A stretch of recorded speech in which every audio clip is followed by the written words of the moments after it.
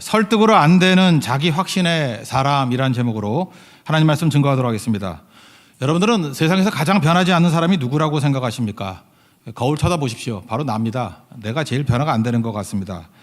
하나님이 은혜가 임하면 사람이 다 변화가 되는데 우리는 하나님의 은혜를 사실 맛보지 못하기 때문에 변화가 안 된다고 생각을 합니다. 그런 의미에서 교회는 은혜 받은 사람들의 모임 아닙니까? 그래서 교회는 그때마다 변화되지 않는 사람들이 변화되는 모습을 보는 곳이기도 한다라는 것입니다. 그리고 궁금한 게 이겁니다. 다들 예수를 믿고 주를 따른다고 하는데 변화가 잘 안 되는 이유가 있습니다. 변화가 잘 안 되는 사람이 있다라는 거예요. 특징이 뭐냐? 엄청나게 에고, 이 자아가 강한 사람들이 그렇다라는 것입니다. 우리 보통 그럽니다. 고난이 많이 오면은 사람이 깨지기 때문에 이렇게 주님 잘 영접하고 따라가게 될 것이다. 근데 꼭 그렇지만은 않은 것 같습니다. 여러분들도 고난 많이 겪으신 분들이 계시죠. 외부의 도움이 전혀 없습니다. 그러니까 어려서부터 자수성가했다 그러죠. 자기 힘밖에 믿을 게 없습니다. 자기 힘으로 의지할 것 없이 힘차게 살아왔습니다. 그리고 힘들고 지칩니다. 그럼에도 불구하고 의지할 게 나밖에 없어요. 그러다 보면은 이런 사람들은 나름대로 극복은 해 나가고 있는데 의지할 게 나밖에 없기 때문에 시간이 가면 갈수록 점점 자기 중심적인 사람이 될 가능성이 크다라는 것입니다. 그래서 고집이 강해지고 자기 확신이 강해지고 이걸로 내가 살아남았어 뭐 이런 게 있다라는 거예요. 그래서 잘 변화가 안 됩니다. 그래서 고난도 적당히 당해야지 좀 심각한 고난을 당하면서 이 자아가 굳어진 사람들이 생각보다 변화가 잘 안 됩니다. 또 반대의 예도 있습니다. 지성인들이 있지 않습니까? 많이 배운 사람들. 한국 사회에서는 지성인일수록 뭐 성공 케이스가 많죠. 그러다 보니까 나름대로 성공했습니다. 그러니까 이 고난하고도 정반대죠. 나름대로 성공을 했습니다. 그렇지만 남모르는 연약함을 알고 있죠. 겨우겨우 성공한 겁니다. 그러니까 넉넉하게 성공한 사람 별로 없습니다. 그래서 내가 걸어온 길, 내가 성공한 길, 내가 사는 길 이것만이 사실은 살 길이다 이렇게 생각할 때가 많이 있다는 것입니다. 되게 이렇게 지성인이나 성공했던 사람들은 자녀들에게도 불안하니까 이걸 강요합니다. 내가 걸어왔던 길 걸어가야 돼. 이거 외에는 답이 없어. 그 사실 내면에는 굉장한 두려움과 불안이 있기 때문에 그렇다라는 것입니다. 그래서 자기 확신에 사로잡혀가지고 사실 불안한 확신입니다. 계속 그거 붙들고 늘어질 때가 많이 있다라는 것입니다. 정반대죠. 이거 성공한 사람입니다. 그럼에도 불구하고 자아가 엄청 강화된 사람을 볼 수 있다라는 것입니다. 그래서 겉으로 볼 때는 고난당했다고 자아가 약한 것도 아니고 성공했다고 자아가 약한 것도 아닙니다. 양극단에 다 자아가 엄청 강한 사람이 있을 수 있다라는 것입니다. 또 하나는 이렇게 뭐 철학이라든지 또는 종교인들, 그러니까 여긴 사울 같은 사람은 율법주의자죠. 그러니까 율법을 철저히 지킵니다. 그러니까 종교를 철저히 따르는 사람 같이 보입니다. 그런데 이런 사람이 또 자아중심적이라는 게 이해가 되지 않지 않습니까? 이유가 뭐냐? 율법 주신 분은 생각 안 하고 그 율법만 붙드는 거예요. 그러니까 주신 분을 잊어버리는 겁니다. 하나님을 잊어버리게 되었다라는 거예요. 그래서 율법도 노력과 공로가 들어갑니다. 나의 노력과 공로. 내가 율법 지키고 내 공로로 율법을 지켰다. 이런 게 강화된다는 것입니다. 그래서 겉으로 볼 땐 종교인인데 엄청나게 자아가 강합니다. 바늘 하나 들어갈 게 없다라는 거예요. 그래서 결국은 우리 주님 안에서 변화되지 못하는 경우가 있다라는 것입니다. 잘 보십시오. 고난이 심해도 또 성공해도 또 어떤 사람은 종교인임에도 불구하고 이 자아가 강해서 그 변화가 잘 안 되는 사람들이 있다라는 것입니다. 그러니까 특징이 뭐예요? 다 자기중심적인 거라는 거예요. 여러분 어떤 자극이 온다 할지라도 고난이 오는데 나를 강화시키면 그거 변화 안 돼요. 성공했는데 내가 잘해서 성공했어. 나를 강화시키면 이게 변화 안 된다고요. 율법도 마찬가지입니다. 말씀도 마찬가지예요. 내 공로와 내 힘으로 지켰다. 그래서 나를 강화시키면 하나님 말씀을 붙듦에도 불구하고 그 변화가 잘 안 되는 사람이 될 수 있다라는 것입니다. 지금 사울 얘기인데 사울은 자아가 엄청 강한 사람이라는 것을 알 수 있죠. 그래서 나는 옳고 너는 틀리다예요. 지금 우리 사회 전체가 다 그러지 않습니까? 나는 옳고 너는 틀리다. 이렇게 자기 확신이 강한 사람들이 엄청나게 많습니다. 그러다 보니까 그냥 나하고 다른 사람을 갖다가 놔두질 못해요. 그러니까 사울은 어떻게 합니까? 크리스찬 이걸 놔둘 수가 없는 거예요. 그래서 크리스찬들에 대해서 분노를 일으킵니다. 여러분 혹시 많이 분노하십니까? 누가 분노하죠? 내 뜻대로 안 되기 때문에 분노하는 거 아니에요. 내가 옳은데 왜 내 뜻대로 안 되냐는 거예요. 그러니까 분노심이 막 치밀어 오른다는 것입니다. 여기 보니까 위협과 살기가 등등했다 그럽니다. 이게 자아가 엄청 강한 사람들이 이런 모습이 있더라는 거예요. 거기다가 열심히 얼마나 대단했는지 그 예루살렘에서 핍박이 있으니까 흩어졌죠. 그 초대교회 기록에 가면 150군데로 흩어졌답니다. 근데 보니까 시리아의 수도 다마스커스, 다메섹에도 크리스찬들이 있다라는 소식을 듣습니다. 그러니까 못 견디죠. 그래서 대제사장에게 공문을 받아가지고 다 잡아 쳐넣겠어. 그러고 갑니다. 거리가 240km거든요. 한 일주일 걸리는 거리입니다. 그거를 가요. 크리스찬 잡겠다고. 우리 지지난주에 살폈지만 빌립이 성령의 인도를 받아가지고 사마리아에서 가사까지 내려갔죠. 그 거리가 100km거든요. 성령의 감동에 의해서는 100km밖에 못 가요. 그런데 분노에 의해서는 240km도 간다고. 열받으면 가요. 열받으면. 그러니까 마귀에 충동받아가지고요 2배 반도 간다고요.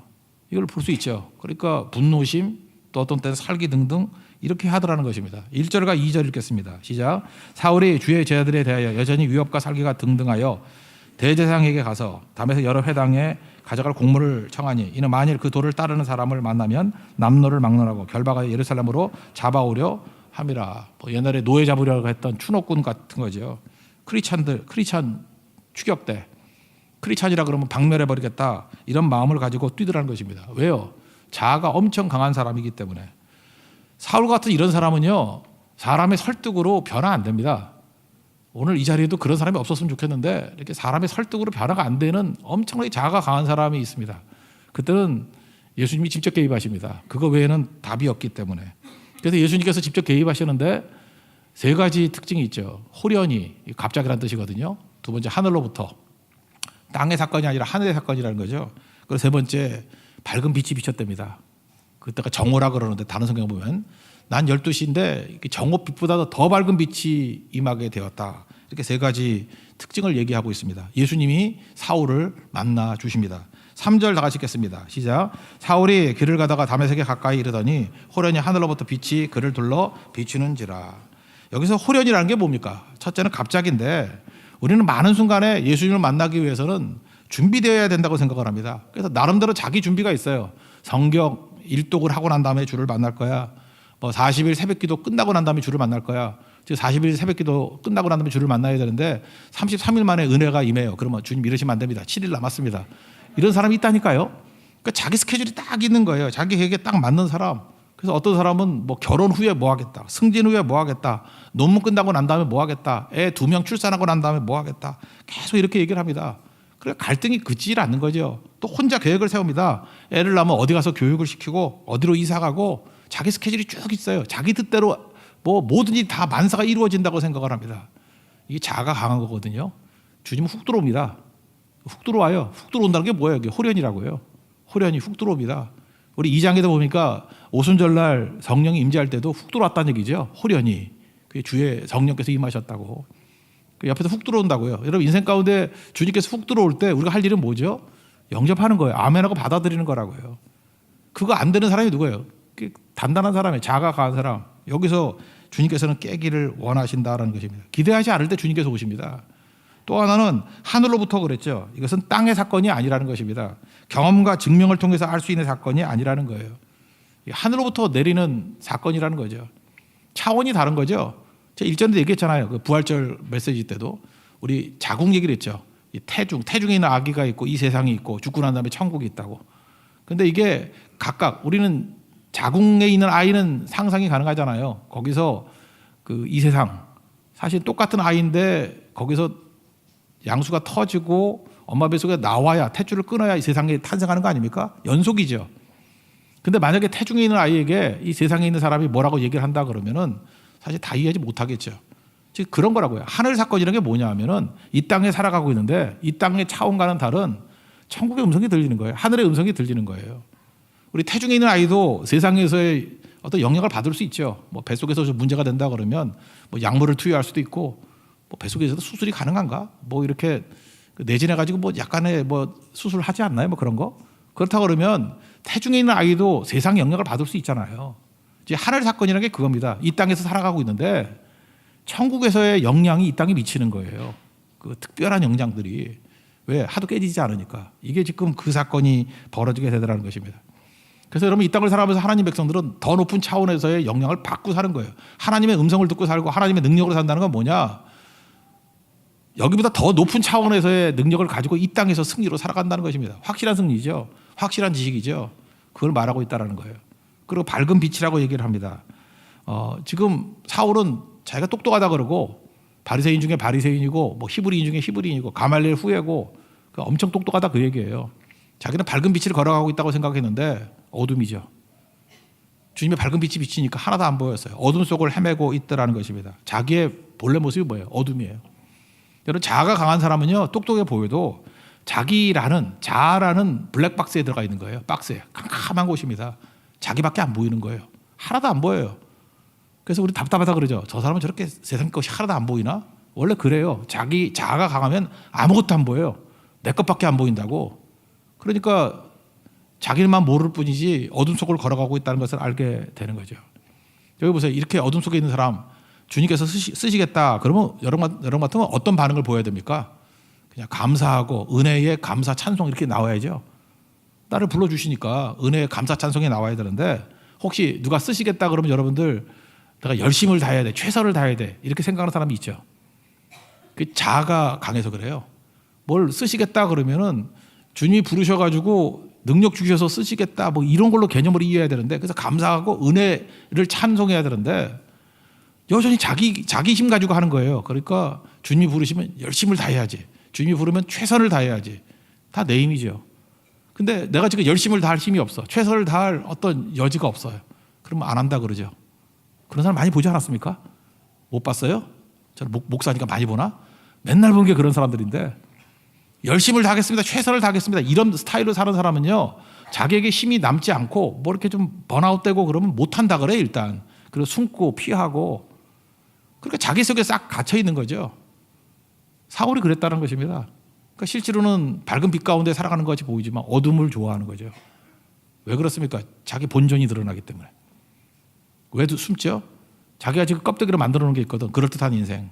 근데 실제로 나가보면은 자기 정체가 들통날까 봐. 잠깐 숨는 거죠. 일전에 그랬던 적이 있어요. 여러 사람들이 모여가지고 어떤 목사님은 바퀴벌레를 되게 싫어하는 분이 계세요. 남자인데도 불구하고. 뭐 좋아하는 사람은 있겠지만 뭐 바퀴벌레 그럼 바퀴벌레다 그러지 뭘 기겁하고 막 놀라고 막 그러는 거 없잖아요. 막 숨고 웃기잖아요. 마귀하고 싸워야 될 존재가 무슨 바퀴벌레를 그렇게 무서워해? 좀 이상하잖아요. 그래서 바퀴벌레 때문에 좀 이렇게 소란이 일어났는데 이런 질문을 하게 됐어요. 모인 게 목사들이니까. 하나님이 왜 바퀴벌레를 만드셨을까? 하나님이 바퀴벌레를 왜 만드셨어요? 필요하니까 만들었겠지 뭐 이러면 되는데 한 분이 좀 심오한 분, 바퀴벌레 무서워하는 분이 그렇게 얘기하는 거예요. 하나님께서 바퀴벌레를 만든 이유는 뭐냐? 이거라는 거예요. 사람이 바퀴벌레 같다는 거라는 거예요. 얼마나 빛을 싫어하는지를 보여주려고. 그렇죠? 바퀴벌레 볼 때 바퀴벌레 특징이 뭡니까? 빛이 있으면 막 숨죠. 바퀴벌레 왜 만들어놨느냐? 사람이 바퀴벌레만큼 빛이 비치는 것을 너무너무 싫어한다는 것을 보여주기 위해서 그랬다는 거예요. 참 의미가 있죠. 요한복음 3장 거듭남 스토리 이후에 나오는 얘기가 그런 얘기가 있어요. 19절에 참빛이 예수님이죠. 세상에 왔을 때 자기 행위가 악함으로 빛보다 어둠을 더 사랑했다.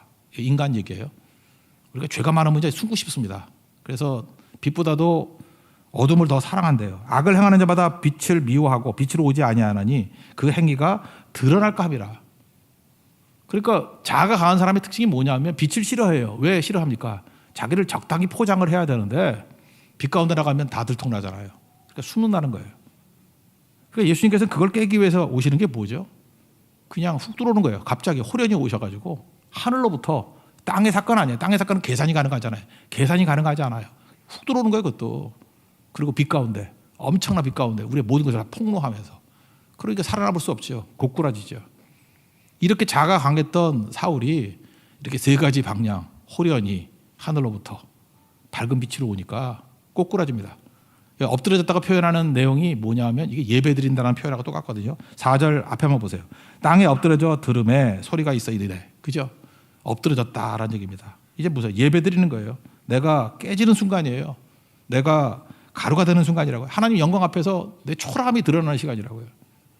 저는 오늘도 기도했습니다. 오늘도 예배드리는 성도들 가운데 혹시 교회는 오래 다녔는데도 불구하고 뭐 거의 모태신앙임에도 불구하고 잘 안 깨지는 사람이 있죠. 뭐 교회는 다 저런 거야. 내가 교회 패턴 다 알아. 수십 번 들어봤어. 내가 그래도 상식이 있는 사람이야. 나 이거 갖고 여기까지 온 사람이야. 나 나름대로 성공했어.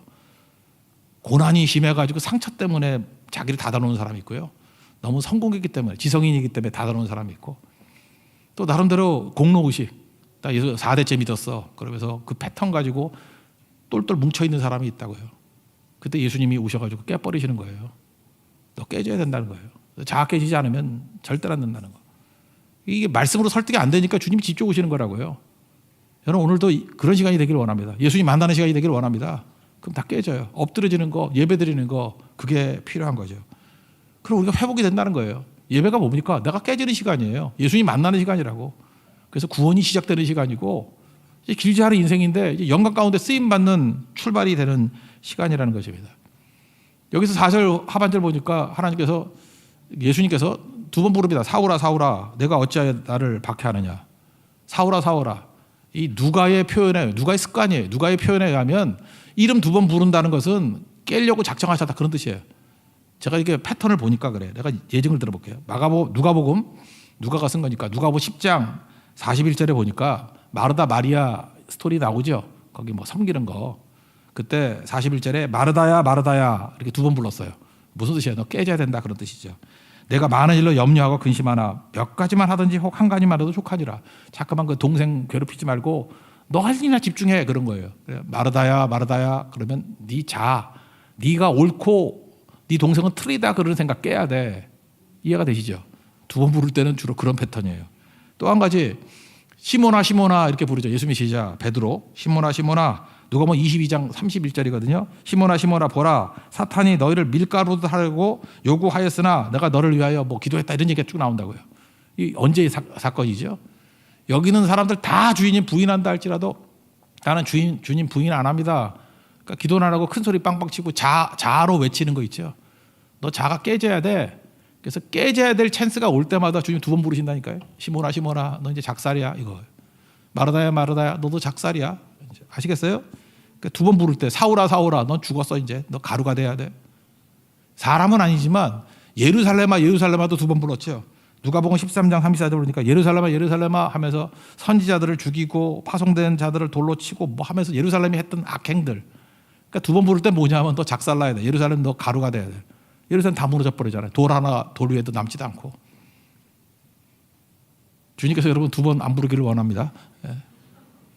누구야 두 번 부르면 여러분 가루가 되는 거예요 이제. 그 사실 사랑의 부르심이죠. 사랑의 부르심.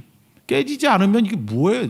이게 자기 자아라는 블랙박스 안에 놓여가지고 변하다도 그렇게 살다 죽으면 안 되겠죠. 사실 주님께서 우리를 깨고 가루가 되고 깨지라는 것은 이게 축복의 초청이 수 있다라는 것입니다.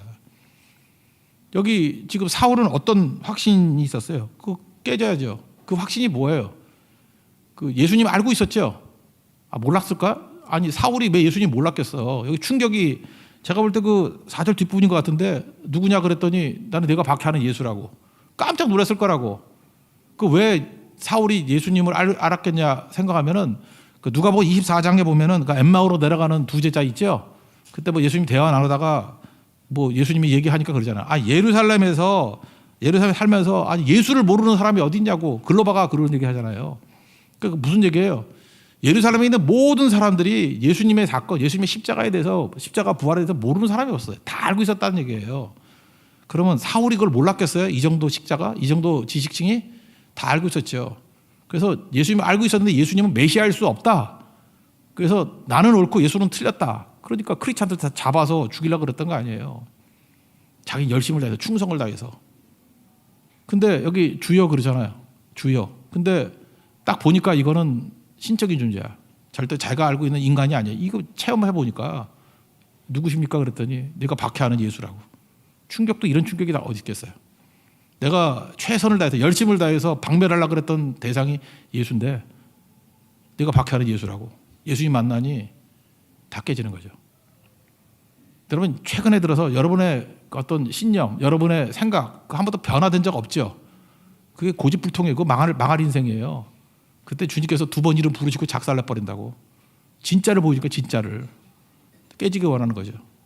뭐가 그렇게 옳아요? 뭐가 그렇게 만든 일이었어요? 아니 현실을 보고 사실을 보고 아닌 건 받아들이고 빨리빨리 깨져야 될 거 아니에요. 지금 깨지게 만드는 거라고.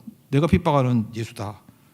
깨지는 거죠. 5절 읽겠습니다. 시작. 대답하되 주여 누구시니까? 이르시되 나는 내가 박해하는 예수라. 충성인 줄 알았는데 박해였고 열심과 최선인 줄 알았는데 주님을 대적하는 것이었다. 이런 것들을 보여주고 있다라는 것입니다.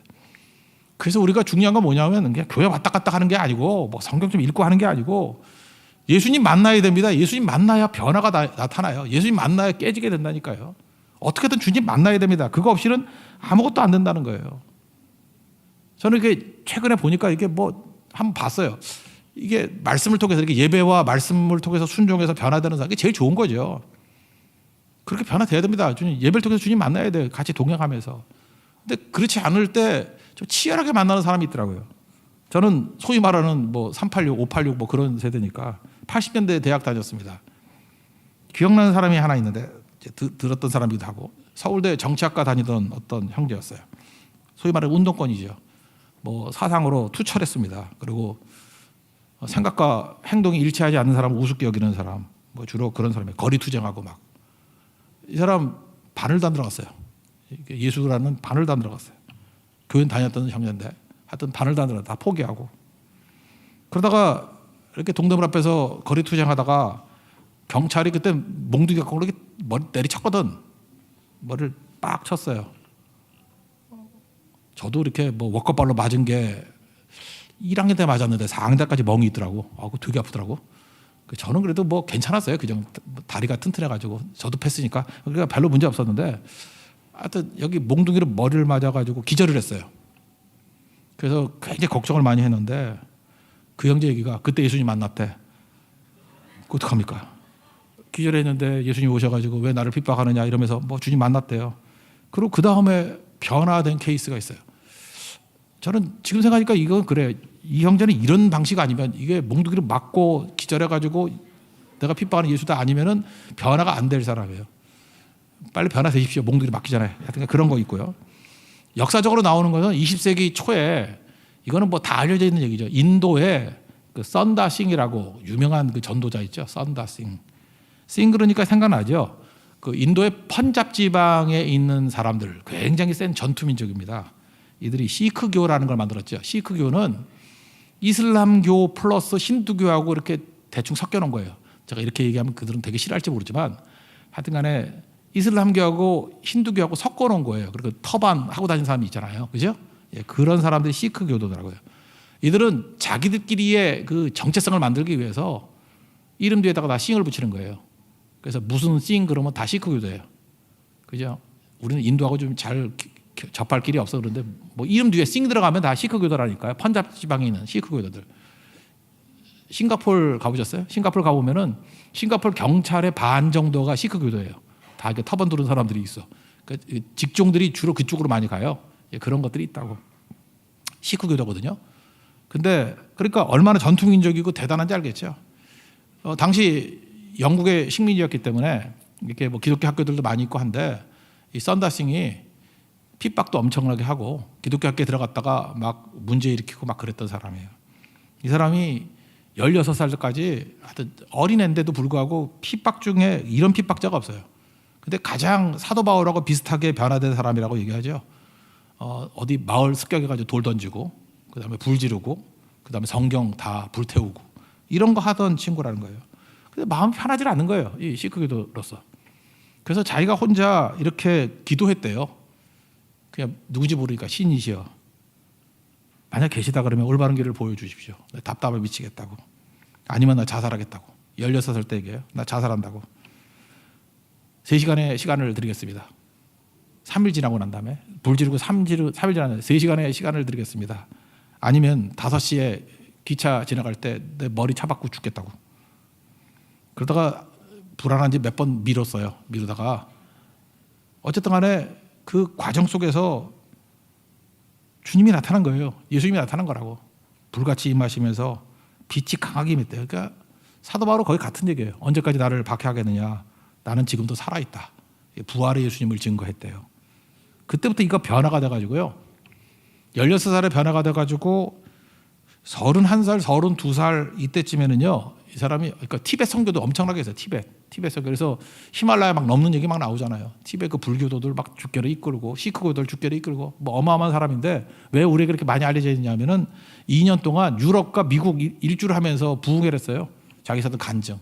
그래서 서구 세계에 되게 알려진 사람이에요. 썬다싱이라고. 그리고 40살 되었을 때 티벳에 들어갔다가 나오질 않았어요. 아마 순결했거나 거기서 늙어 죽었거나 잘 몰라요. 그런 사람이라고. 저는 썬다싱을 보면서 어렸을 때 이 얘기 엄청 들었거든요. 우리 주일학교 선생님이 맨날 그런 얘기를 했어요. 너무 강팍하고 자아가 강한 사람은 썬다싱 같은 사람인데 하나님께서 이렇게 직접 만나가지고 박살을 내가지고 히말라야를 보낸다고 뭐 그런 얘기 제가 많이 들었거든요. 진짜 그래요. 여러분 인생 가운데 하나님 만나는 사람들 보면 이런 케이스로 만나는 사람들이 엄청나게 많이 있더라는 것입니다. 여러분 주님 만나야 됩니다. 어떤 모습이든 주님 만나는 시간이 예배 시간이라는 거예요. 그래야 변화의 역사가 나타나게 된다라는 것입니다. 결국은 자기 주도적으로 자기 자아를 가지고 다 뛰었던 사람 강력한 빛 가운데 눈이 멀었어요. 본다고 했는데 이제 맹인이 돼버렸다라는 것입니다. 그리고 사흘 동안 예수님의 십자가 죽음 이후에 사흘하고 똑같죠.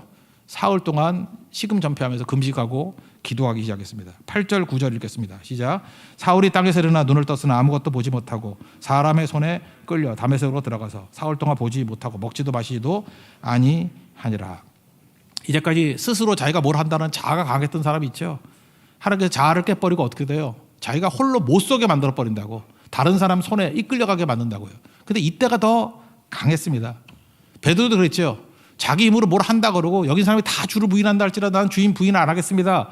그럴 때 요한복음 21장 18절에서 뭐라고 얘기해요? 또 젊어서는 스스로 띠띠고 다니지만 늙어서는 내 팔을 벌리리니 남이 내게 띠띠우고 원하지 아니하여서 끌고 다닌다고. 여러분 내 스스로 뭐 하고 싶죠? 그거보다 더 중요한 게 뭔지 알아요?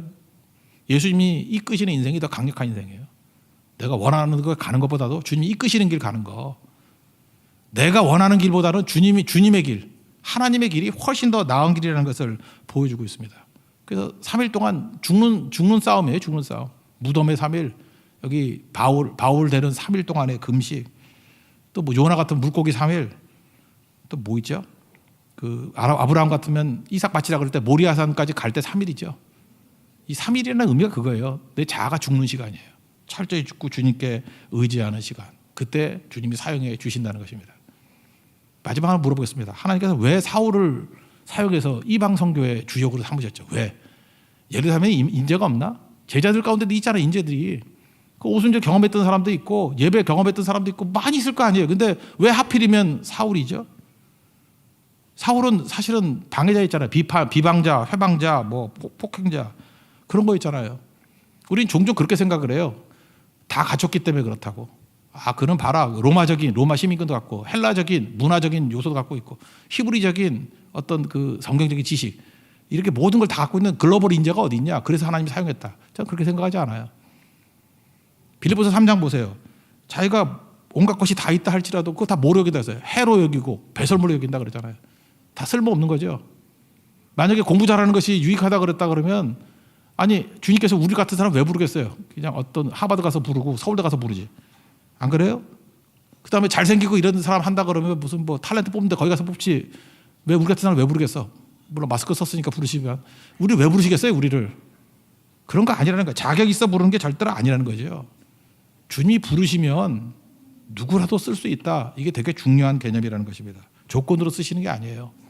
하나님이 쓰시는 사람은 특징이 뭐냐? 예수님 만난 사람 씁니다.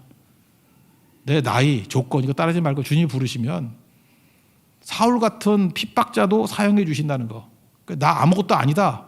그러니까 뭐라 그래? 내가 가지고 있는 자랑할 모든 것들을 해로 여기고 배설물로 여긴다고. 표대를 향해서 달려간다고. 그게 우리 인생이라는 것입니다. 그러면 거꾸로 뒤집어서 한번 생각합시다. 그러면 사도 바울이 갖고 있던 모든 것들이 다 진짜 해가 되고 배설물이 됐나요? 나중에 보면은 그가 가지고 있는 것들 다 또 사용했죠. 저는 이거하고 똑같다고 생각을 해요. 많이 갖췄기 때문에 쓰신 게 아니고 하나님이 쓰시면 이미 내가 가지고 있던 모든 것들을 하나도 버리지 않고 다 활용하신다. 이게 맞는 답이에요.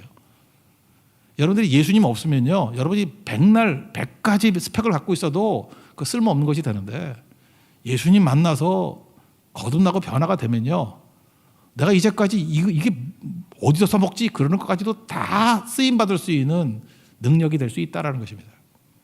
제가 어제 생각해보니까 이게 제일 좋은 비유가 뭘까 생각해보니까 요즘에 그 애플 드라마 가운데 빠칭코라고 있죠. 빠칭코 모르나? 뭐 그런 게 있어요. 아시죠? 성경만 보지 말고 그것도 종종 보세요. 그것도 빠칭코라는 게 있다고. 거기에 여자 주인공 선자역으로 나오는 그 여자 배우가 김민하거든요. 김민하. 95년생, 26살이에요. 6살. 근데 김민하는 그 한양대 영국 영화과 나왔는데 누가 이렇게 알아도 주지 않고. 그러니까 그 2016년에 데뷔했다고 그러는데 벌써 6년 지났잖아요. 그러니까 알아도 안 주고 뭐 이렇게 허드렛 배우같이 된 거라고요. 딱 보기에 뭐 외모도 뭐 확 예쁘지도 않아요. 자만 그러나 예쁜데 야 그만한 게 아니고 막 깜짝 놀랄 정도로 예쁘지는 않아요. 이렇게 외모도 그냥 그러니까 지금까지 6년 동안 버텼지 아무도 안 건드리고 그렇잖아요. 뭐 누가 데리고 안 가잖아. 인맥이 있는 것도 아니에요. 그래서 소속사도 없었대요. 그래서 이번 오디션 할 때도 혼자서 준비했대. 혼자서 이렇게 아이폰으로 찍어가지고 보내고 혼자서 준비했대. 배경이 있는 것도 아니고 그리고 얼굴에는 주근깨 되게 많아요. 자세히 보면 나는 잘 안 보이던데 주근깨 있으면 어때?